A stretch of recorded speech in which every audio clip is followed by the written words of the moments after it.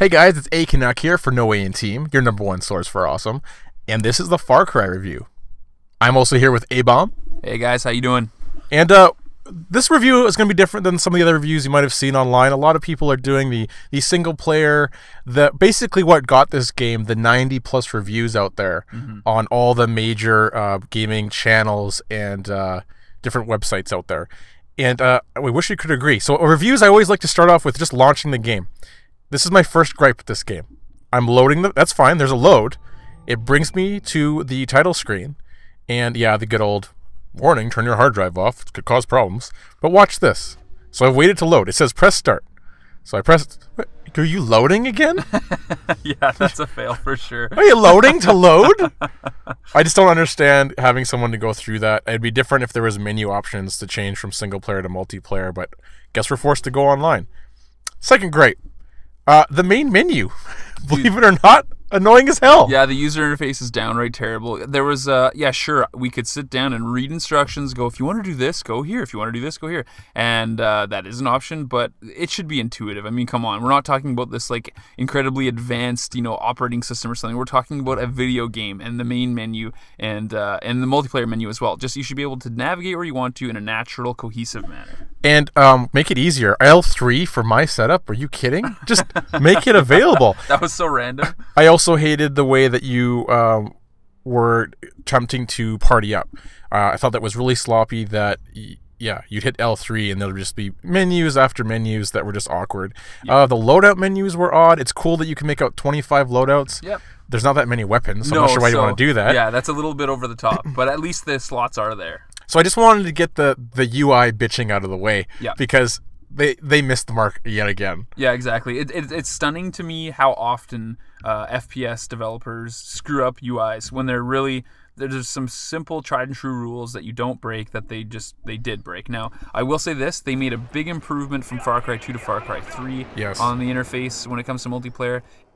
But that said, improvements are one thing, but getting it right is a whole other ballgame, and they definitely need to do more with that. Yeah, again, this review is going to be a little bit different. I'm going to start with the multiplayer. The reason why we're doing that is because that's what we were excited for.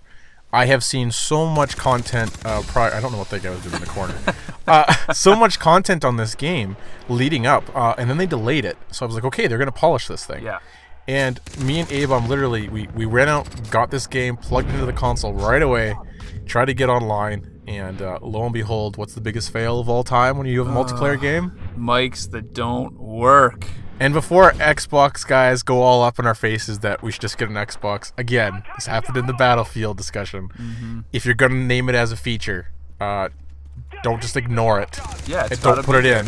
And again, Far Cry 2, mics work fine. Mini games, mics works fine. Yeah. So people can blame RAM, they can blame PS3, whatever. At the end of the day, I think this is going to be another fail for mics, and I don't see a fix coming soon. Yeah, I'm not really seeing light at the end of the tunnel, rather. And the reason for that is just because we've seen this played out over and over and over again with other developers as well. This is not like just a Ubisoft thing. This is, like lots of developers have had this problem. And again, like you said, people point out the technology differences and the fact that consoles are lagging behind, etc., etc. It doesn't matter. We're talking about voice chat. We're talking about something that's been a staple of online gaming for over a decade. And if you can't get that right, the basis of your multiplayer experience is just destroyed. Like the social aspect is ruined right from the get-go, and especially in a game of this size, and in a game where they put in these little tweaks like the war cries, things that are meant to particularly enhance the team play aspect and actually make it so you can help each other.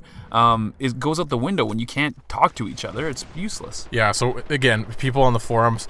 This isn't a PS3 specific issue. Obviously, Xbox Party System works fine with voice chat, but I would encourage you, if you're thinking about buying this game for a multiplayer element, man, the hit detection, that took forever for that score to come up when I hit the guy. But if you're looking to buy this game, hit the forums first.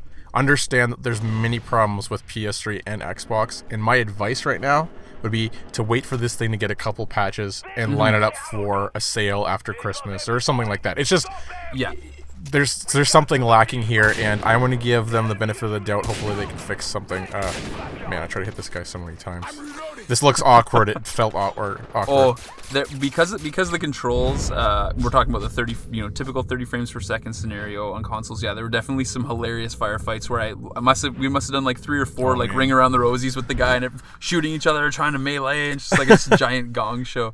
But all that said, we should let's take a little bit of time to talk about the things that we did enjoy. The gunplay worked pretty well. It felt consistent enough, and yeah, there was some lag time between what was happening on screen as far as like stat returns and like I said the XP returns. But I never really felt very often like I was getting screwed over as far as like hitting guys a lot and them not dropping, things like that. Where you typically see that. That's a very common problem in Call of Duty, for example, where you'll unload a friggin' retarded amount of rounds into a guy and he just won't drop. I didn't see that a lot in Far Cry 3, it was fun if you ignored the mic part of it, which was obviously frustrating. But the actual like gunplay and the navigation of the map was actually pretty enjoyable. Yeah, for sure. I just wanted to go over some maps details in the multiplayer. As far as Far Cry 2 was concerned, there were some memorable maps for me.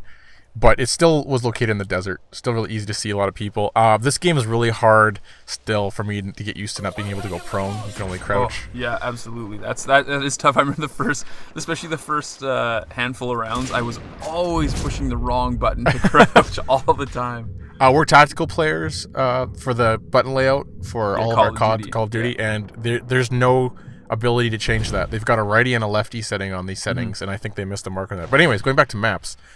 It's nice to be back in the jungle, I will say that. However, the guys developing these maps, there just seems to be a couple of path issues. You'll see in a couple pieces of the gameplay here, I come up to a ledge, I just want to jump onto the ledge. And you do the stupid little bunny hop 1,000 times before it takes. Little things like that that can frustrate you on a multiplayer side of things. The other issue that I have is when you play Domination and you see the point coming up to you, you'll be either in a ditch or there'll be some ugly ass fence that you just have to look at and then try and figure out how to get around it. Oh, dude, yeah, I'm with you on that one. The map design overall is, it's pretty decent. They're big maps, so you have to be prepared for that. And that's okay. You can design big maps, but yeah, there were times when I'm trying to get from A to B, and I hit some obstacle or barrier along the way, and the way the mini-map works, it doesn't really give a good indicator of whether something, there's a pass-through somewhere or not. And so, yeah, I remember there's one level, I forget what the name of it is, but it's set in a village, and there's some wide open spaces to the outer edges, but the village is quite dense with huts and, shanty, buildings out of, whatever. And you try to get through, like, a row of these huts, and all of a sudden you're, walking halfway around the map to get around that row, and you can't find a door anywhere or something to jump over or whatever. That gets a little infuriating when there's no obvious openings in your path to get from where you are to where you want to go. It's just those little things that you take for granted on map design when you play a game with really good map design. Exactly. And I'll say this, I'm giving Ubisoft a little bit more leeway on some of this stuff. Because this is obviously a single player franchise. That's where they've kind of their bread and butter is on the single player side of things, whether you enjoyed Far Cry 2 single player or not. But yeah, that's the big scores seem to be coming from there. But if you're going to include multiplayer and you're going to advertise it and it's going to be considered a viable part of the game, you got to polish it up. And there's no excuses for not polishing it. That's for sure. No, there just isn't. And I think it helps the game's longevity, success. Oh, absolutely. Because Far Cry's not having a problem selling right now. It's the number 2 slot behind Black Ops, which I expected it to be. Yep. People are buying it like crazy. But they're going to play the single player, and it's going to be right back into either a trade-in, and I just think it decreases that value. There is a reason why games like Battlefield and Call of Duty retain that large purchase price for a very long time, because you can plug it in and it's still relevant. It's still good. Yeah, player retention is a huge thing, and that's why companies continue and always will have to offer good multiplayer. All right, we're going over to single player. I did manage to just plug it in, give it a whirl. Again, this wasn't the biggest reason why I got Far Cry, but hey, they got great reviews, so I figured I might as well try it. Right off the bat, it's done well as far as the storytelling. I think ever since Naughty Dog really stepped it up with the Uncharted series, people have had to follow suit with the way that's done. Yeah. That cinematic experience that keeps you tied in. And from what I'm hearing, again, I didn't play the whole game, So from what I'm hearing from other people is it just keeps you rolling. And for the most part, it did for me. There are some tedious little tasks that every game has, like Assassin's Creed, for example. Oh, yeah. So it has some of those. Yep. But it keeps you rolling, which Far Cry 2 did not. Oh, absolutely. You have to. The biggest thing in single player is to keep the player engaged. And yes, you've indicated you mentioned some other really solid single player experiences, but there's still tedious moments.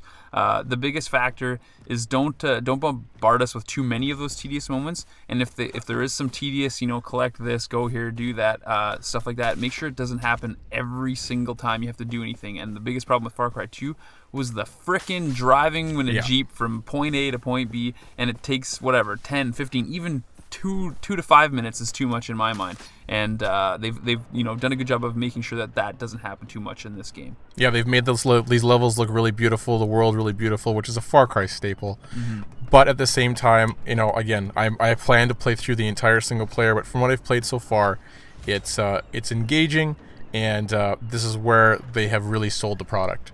So good on them. This does help the review score in my mind, as at this moment in time, if they can fix some bugs, I will increase it higher than the low B grade that I'm giving Far Cry at this moment. Right, and that's an overall low B. Whereas the multiplayer is, there's enough broken pieces of it that I can't really give it more than a C+. But again, it's more about the patches, but get it done, get it out, and get the game fixed. All right, guys, thank you so much for joining us on this review, and we'll catch you in the next video. All right, guys, later.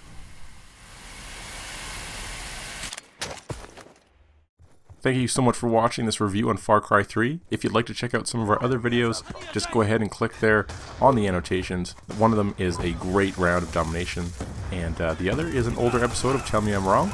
And hey, if you guys want to get online and possibly play with the A-Team, please feel free to send a friend request on PSN, because we would be interested in playing more team games with you guys. Otherwise, we'll catch you on the next video. Securing Alpha.